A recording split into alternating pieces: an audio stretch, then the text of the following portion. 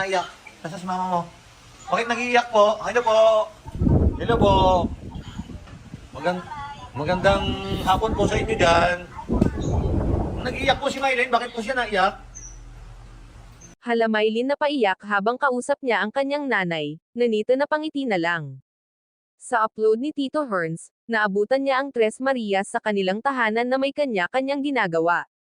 Si Mylene na may kausap niya ang kanyang pamilya at umiiyak ito at nag-alala si Tito Herns, kaya tinanong niya ito kaagad.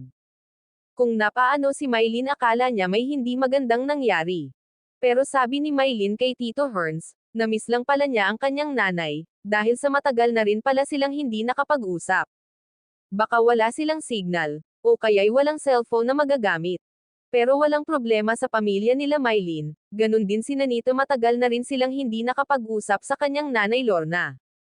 Hindi bali malapit na rin ang school vacation nila, makauwi at makasama na rin nila ulit ang kanilang pamilya, kaya happy naman ulit sina Mylene at Nanita.